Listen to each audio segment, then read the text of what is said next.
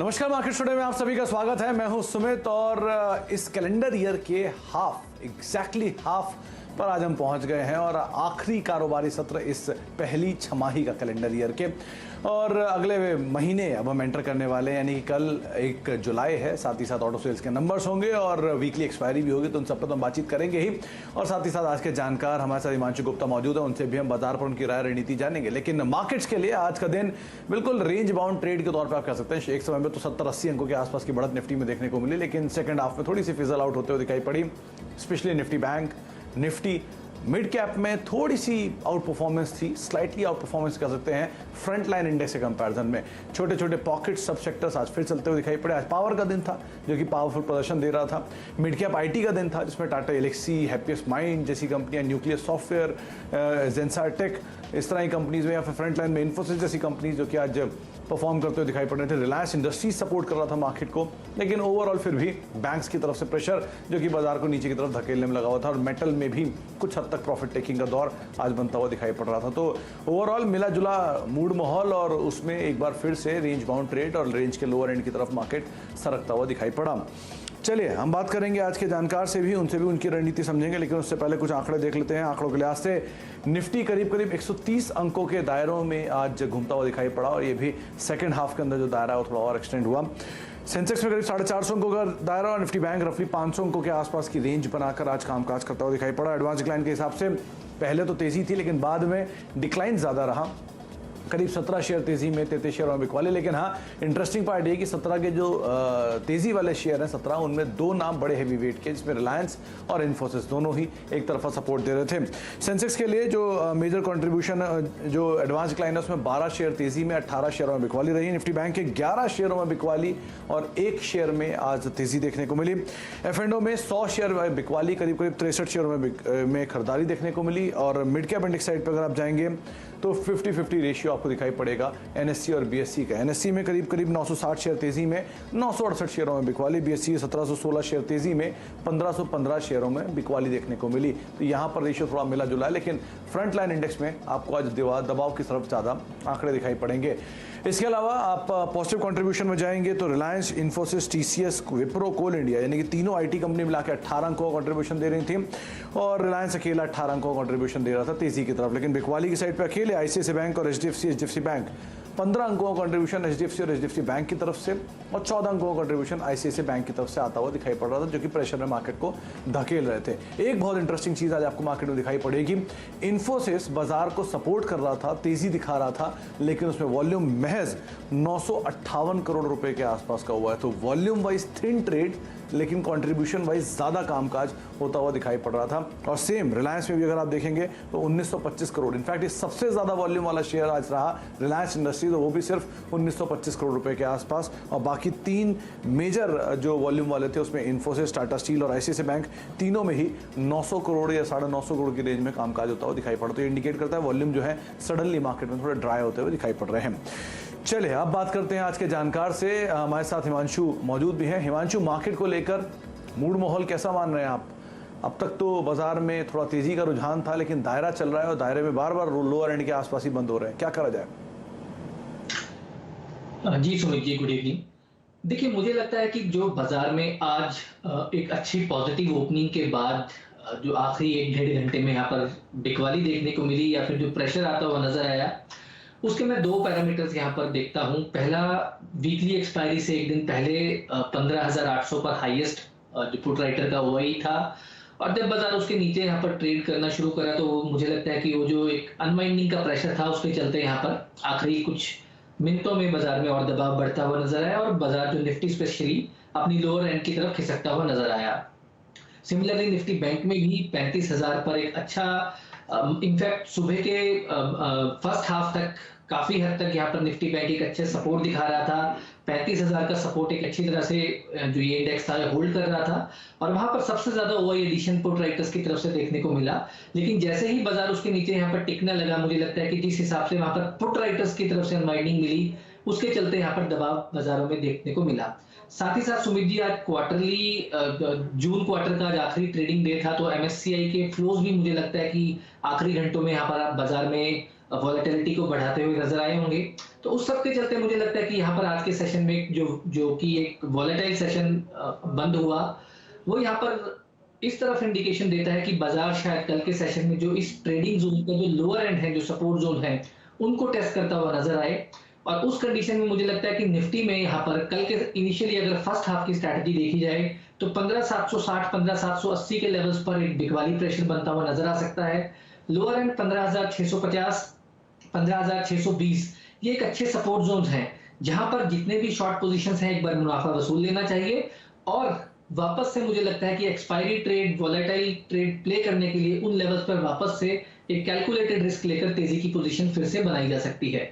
Similarly Nifty bank में मुझे लगता है कि पहले इनिशियली थोड़ा सा दबाव देखने को मिल सकता है, तो वहां पर मुझे लगता है कि 34,800 35,000 एक अच्छा रेजिस्टेंस जोन है, जहां पर 35,000 के आसपास शॉर्ट करने की सलाह रहेगी 35,200 के स्टॉप लॉस के साथ। डाउन साइड में 34,500 पर शॉर्ट में प्रॉफिट बुक किया जा सकता है, साथ में उन लेवल्स पर खरीदारी की पोजीशन भी बनाई जा सकती है एक 34,300 34,250 के स्टॉप लॉस के साथ। तो कुल मिला के वीकली एक्सपायरी में सुमित जी मुझे लगता है कि दोनों साइड के ट्रेड बनते हुए नजर आएंगे और लोअर एंड पर वापस से खरीदारी करके चला जा सकता है।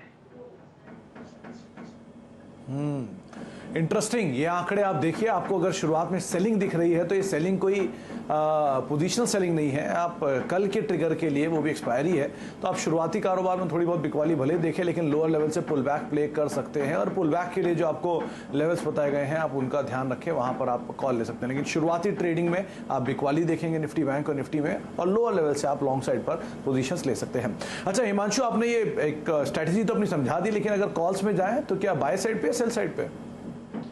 देखिए सुमित जी, मिक्स स्ट्रेटजी के साथ जाऊंगा, क्योंकि बाजार में काफी सेक्टर्स, काफी स्टॉक्स ऐसे हैं जो कि हायर लेवल्स पर पिछले कुछ दिनों से होल्ड करने में फेल हो रहे थे, और आज जिस हिसाब से थोड़ा सा प्रेशर बनता हुआ नजर आया, मुझे लगता है कि एक आध दिन वहां पर थोड़े से लोअर लेवल देखने को मिल सकते हैं। तो एक मिक्स स्ट्रेटजी है। खरीदारी की साइड हमने देखा कि पावर रिलेटेड स्टॉक्स में अच्छा मोमेंटम बनता हुआ नजर आया। पीएफसी मुझे लगता है कि बहुत ही स्ट्रॉन्ग यहाँ आज के सेशन में यहाँ पर क्लोजिंग आते हुए नजर आई है, तो यहाँ पर खरीदारी करने की सलाह रहेगी। पहला टारगेट मुझे लगता है कि यहाँ पर 136 रुपए का देखने को मिल सकता है, जो कि इवेंचुअली 140 रुपए तक के लिए भी रिवाइज किया जा सकता है। 127 रुपीज का स्टॉप लॉस यहाँ पर लगाया जा सकता है। लगभग 10% का यहाँ पर लॉन्ग बिल्डअप आज के सेशन में आता हुआ नजर आया, मुझे लगता है यहाँ पर तेजी करके चला जा सकता है। दूसरा स्टॉक मुझे लगता है जहां पर शॉर्ट का आइडिया बनाया जा सकता है वो है यूपीएल। यहाँ पर हमने देखा कि एक अच्छा एक रेजिस्टेंस स्टॉक ने फेस किया लगभग 810 रुपए के आसपास, और 800 रुपए का जिस तरह से पुट राइटर्स में अनवाइंडिंग होते हुए नजर आई, मुझे लगता है उसका प्रेशर यहाँ पर स्टॉक में आज भी देखने को मिला और कल भी यहाँ पर थोड़ा प्रेशर बनता हुआ नजर आ सकता है। तो यूपीएल में बिकवाली करने की सलाह रहेगी लगभग 795 के आसपास, 805 के स्टॉप लॉस के साथ। मुझे लगता है 775 तक का टारगेट यूपीएल में भी हमें आते हुए देखने को मिल सकता है।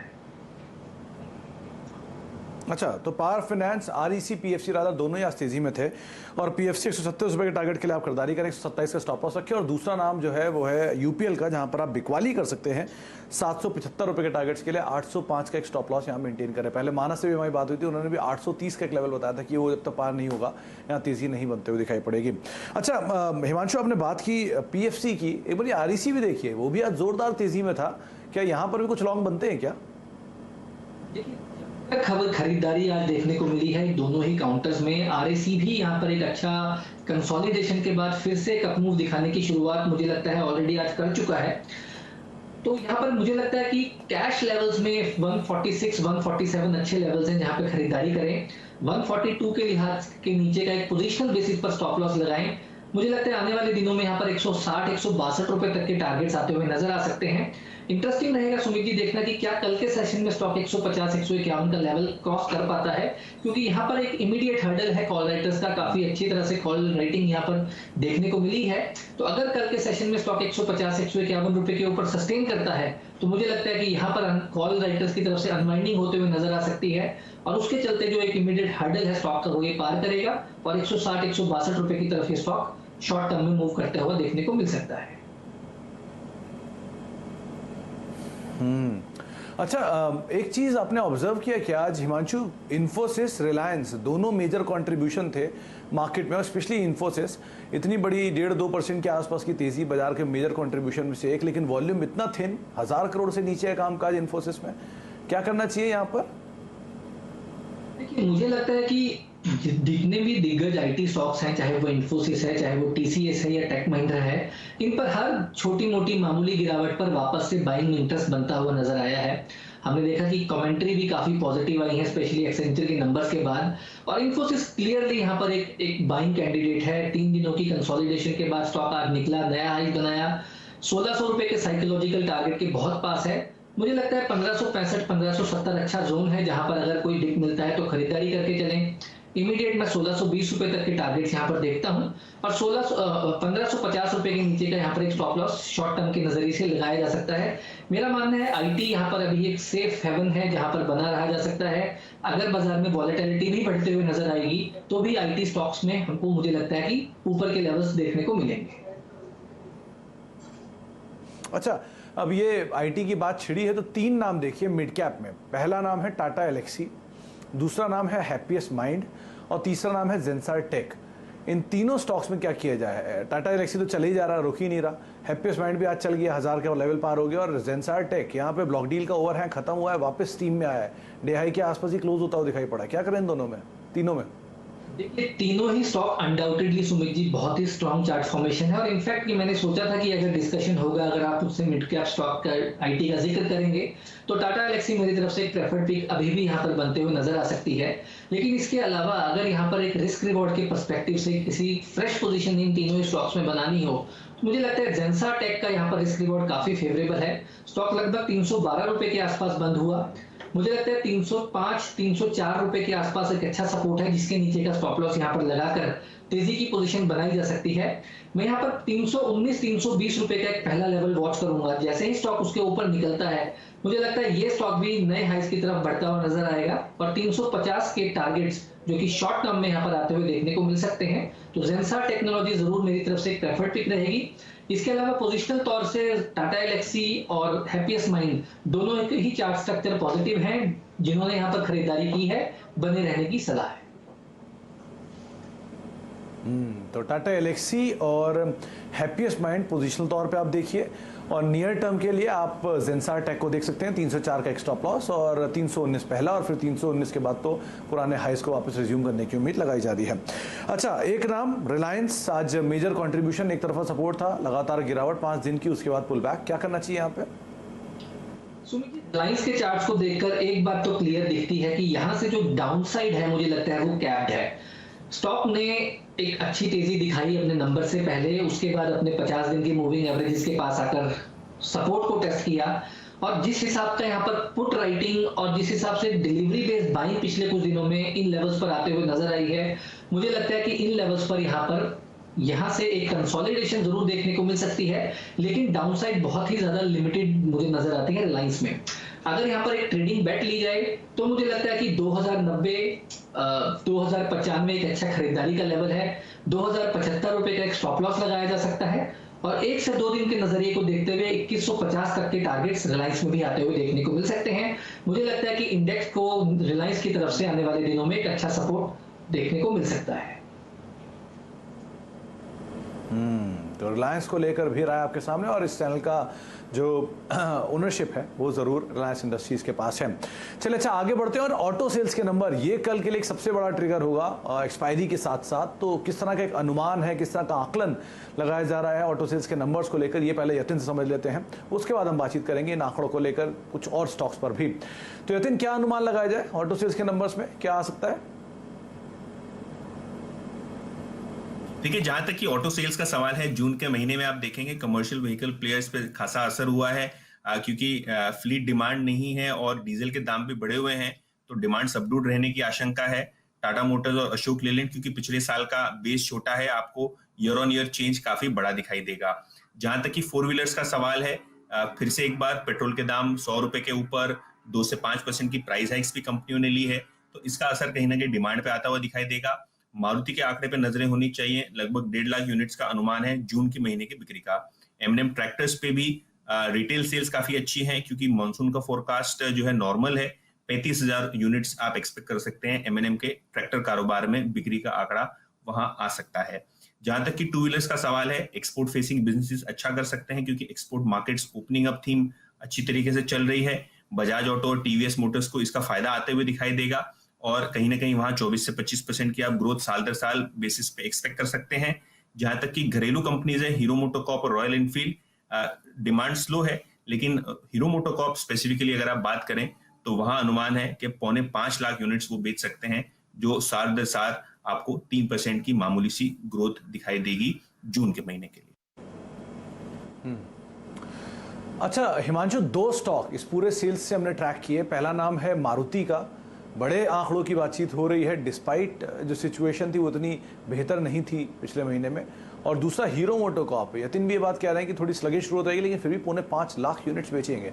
तो एक 2 व्हीलर और एक 4 व्हीलर, क्या करना चाहिए इन दोनों में? सुमित जी देखिए, मारुति में हमने देखा कि इस महीने में लोअर लेवल से एक बहुत अच्छी रिकवरी आते हुए नजर आई और पिछले 2 दिनों में यहाँ पर एक कंसोलिडेशन भी बनता हुआ नजर आया। इंटरेस्टिंगली जो स्टॉक है वो अपने 7,500 के एक साइकोलॉजिकल सपोर्ट के आसपास बंद हुआ है आज। हालांकि ऊपरी लेवल से इंट्राडे के हाई से थोड़ा सा यहाँ पर मुनाफा वसूली प्रेशर बनता हुआ नजर आया इन लाइंस विद इंडेक्स। बट मुझे लगता है कि यहाँ पर इतनी बड़ी तेजी के बाद इस कंसोलिडेशन में यहाँ पर स्टॉक को खरीदने की वापस से जगह बनती है। 7,450 7,500 एक अच्छा सपोर्ट जोन है। यहाँ पर मुझे लगता है कि खरीदारी की पोजीशन बनाई जा सकती है और यहाँ पर मुझे लगता है कि 73.70 के नीचे का एक स्टॉप लॉस लगाकर मारुति में यहाँ पर खरीदारी करके चलें। मेरा ऐसा मानना है कि आने वाले दिनों में 7,800 और 8,000 तक के टारगेट्स मारुति में आते हुए देखने को मिल सकते हैं। तो सेटअप पॉजिटिव है और ऑलरेडी काफी बड़ी करेक्शन स्टॉक में हमने देखी पिछले कुछ महीनों में।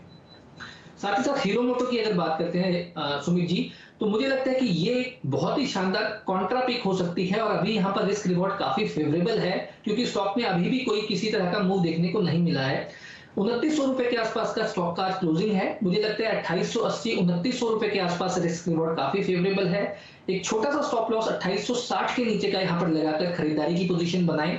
अगर स्टॉक आने वाले दिनों में 2950 के ऊपर चलना शुरू होता है तो मुझे लगता है एग्रेसिवली यहाँ पर पोजीशंस को ऐड ऑन किया जा सकता है, बिल्ड किया जा सकता है और शॉर्ट टर्म के लिहाज से मुझे लगता है 3050 3100 तक के टारगेट्स भी हीरो मोटो में आने वाले दिनों में देखने को मिल सकते हैं। तो रिस्क रिवॉर्ड के लिहाज से हीरो मोटोकॉर्प ज़्यादा फेवरेबल सिचुएशन में है। मारुति में लोअर से लेवल से अच्छा पुल बैक है, ये बात सही कही हिमांशु ने, लेकिन नंबर्स कल हैं क्रूशली, तो आप नंबर्स को जरूर ध्यान रखिए और उसके हिसाब से यहाँ पर तवज्जो दीजिएगा। चलिए एक ब्रेक का वक्त हो गया, ब्रेक के बाद लौटेंगे। कुछ और आंकड़े भी हैं यतिन के पास डीलर्स रूम के, उनसे भी हम चर्चा करेंगे और साथ ही साथ कुछ और ऑटो स्पेस के शेयर भी हैं जहाँ पर अभी तेजी देखी गई, उस पर भी हम बातचीत करते रहेंगे मिड कैप स्पेस में, छोटे से ब्रेक के बाद।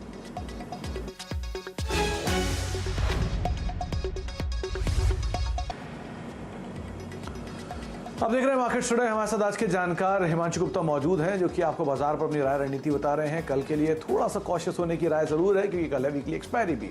हिमांशु से हम बातचीत करेंगे लेकिन उससे पहले वाली यतिन से बातचीत कर लेते हैं। और यतिन से अभी थोड़ी पहले उन्होंने ऑटो सेल्स के नंबर बताया, लेकिन अब डीलर्स रूम में किस तरह की बज है, किस तरह का मूड माहौल है, कौन कौन से शेयर है, इसके ऊपर बातचीत कर लेते हैं यतिन से। बताइए यतिन, कौन कौन से शेयर को आपने आइडेंटिफाई किया?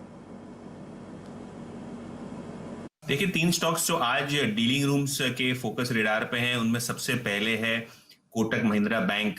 यस्टरडे भी ये स्टॉक सुझाया गया था काफी अच्छी तरीके से, आज through the day Nifty bank को भी आउटफॉर्म किया, लेकिन डीलिंग रूम्स की स्ट्रेटजी मेंटेन्ड है।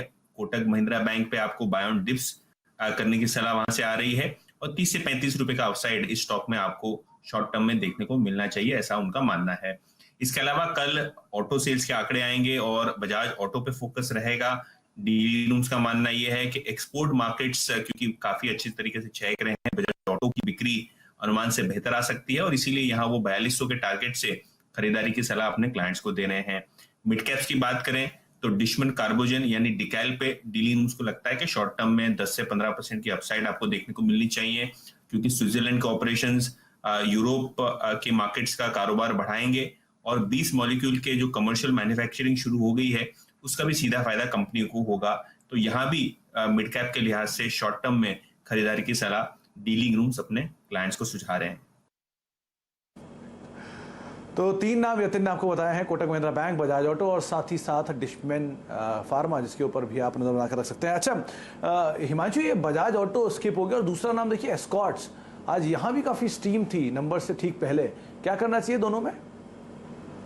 देखिए अगर आज का मैं प्राइस पैटर्न देखता हूं तो मुझे लगता है एस्कॉर्ट्स यहाँ पर मेरा ऐसा मानना है कि कुछ शायद पॉजिटिविटी को डिस्काउंट करने की कोशिश कर रहा था। ऑलरेडी हमने एक अच्छी कंसोलिडेशन स्टॉक में देखी है मुझे ऐसा लगता है कि यहाँ पर पॉसिबिलिटी है कि एस्कॉर्ट्स 1250-1260 रुपए तक का रन अप शॉर्ट टर्म में दिखा सके, तो 1214-1215 के लेवल्स पे खरीदारी करके चला जा सकता है 1200 रुपए के स्टॉप लॉस के साथ। 1250 तक के टारगेट्स एस्कॉर्ट्स में मुझे लगता है कि आते हुए देखने को मिल सकते हैं। अच्छा, दो नाम और देखिए, एक है कमिंस इंडिया जहां पे ब्रोकरेज हाउसेस के व्यूज भी थोड़े पॉजिटिव थे, दूसरा था मन्नापुरम फाइनेंस। आज तो एक रिपोर्ट भी आई थी, उसका भी एक इंपैक्ट देखने को मिला, F&O के टॉप गेनर्स में शुमार हुए। क्या करना चाहिए इन दोनों में? सुमित जी, बहुत ही शानदार ब्रेकआउट यहाँ पर कमिंस में आता हुआ नजर आया। इनफैक्ट ये ब्रेकआउट 2 दिन पहले भी आया था, लेकिन उसके बाद स्टॉक ने एक दिन कंसोलिडेशन दिखाई और आज right from the word go यहाँ पर एक अच्छा रनअप बनता हुआ नजर आया। मुझे लगता है कि यहाँ पर अभी और तेजी बनते हुए नजर आ सकती है। कमिंस में 925-930 तक के टारगेट्स आते हुए देखने को मिल सकते हैं। खरीदारी की राय है, 878 रुपए का स्टॉप लॉस लगाया जा सकता है। और साथ ही साथ सुमित जी, दूसरा स्टॉक आपने क्या जिक्र किया? मन्नापुरम फाइनेंस। यहाँ पर मन्नापुरम में भी आज हमने एक अच्छी खरीदारी देखी आते हुए। मुझे लगता है यहाँ पर भी स्टॉक एक कंसोलिडेशन से बाहर निकलने की कोशिश करता हुआ नजर आया। इनफैक्ट एक अच्छा ब्रेकआउट आज के सेशन में स्टॉक ने दिया है। 170-172 रुपए पर छोटा सा एक हर्डल है, जहां पर शायद स्टॉक एक आध दिन का एक थोड़ा सा कंसोलिडेशन दिखाए, लेकिन 165 रुपए के स्टॉप लॉस के साथ यहाँ पर खरीदारी की राय रहेगी। 180-182 तक के टारगेट्स आने वाले दिनों में मन्नापुरम फाइनेंस में भी आते हुए देखने को मिल सकते हैं। चलिए, बहुत बहुत शुक्रिया हमारे साथ मौजूद रहने के लिए हिमांशु जी, और सभी शेयरों पर, बाजार पर अपनी राय रखने के लिए, रणनीति बताने के लिए। तो मार्केट्स को लेकर कल थोड़ा सा व्यू कॉशियस रहेगा। बिकवाली करिए आप हायर लेवल्स पे, नीचे मिले तो आप लॉन्ग कर सकते हैं। और निफ्टी बैंक को लेकर भी अगर आपको नीचे कहीं आप 34,500 के आसपास देखें तो आप बाजार में लॉन्ग साइड पर भी पोजीशन लेके जा सकते हैं। एक कॉल खरीदारी के लिए PFC 136 रुपये के टारगेट्स के लिए, RSE में भी आप खरीदारी करिए। और बिकवाली के लिए UPL को चुना गया है, करीब 775 रुपये के टारगेट्स के लिए आप बिकवाली कर सकते हैं। इसके अलावा इन्फोसिस लॉन्ग करिए, IT में 1570 के आसपास 1620 रुपए के टारगेट्स के लिए। पोजीशनल लॉन्ग आप टाटा एलेक्सी और हैप्पीएस्ट माइंड पर कर सकते हैं। नियर टर्म में आप जेंसार टेक जैसे शेयरों में भी खरीदारी कर सकते हैं। करीब 319 तक की चाल वहां पर भी देखने को मिल सकती है। इसके अलावा आप कमिंस में लॉन्ग करिए पोजीशन 930 के टारगेट्स के लिए, और मन्नापुरम करीब 172 रुपए के 175 रुपए के टारगेट्स के लिए यहां पर भी पोजीशंस को आप लॉन्ग कर सकते हैं। फिलहाल अब मार्केट टुडे को यही समेटेंगे, लेकिन कल का दिन है क्रूशियल। बहुत सारे आंकड़े हैं, ऑटो सेल्स के नंबर्स आएंगे और साथ ही साथ वीकली एक्सपायरी भी है, महीने का पहला कारोबारी सत्र है। तो जरा ध्यान से संभल कर अपनी पोजीशंस को आप रखिएगा। नमस्कार।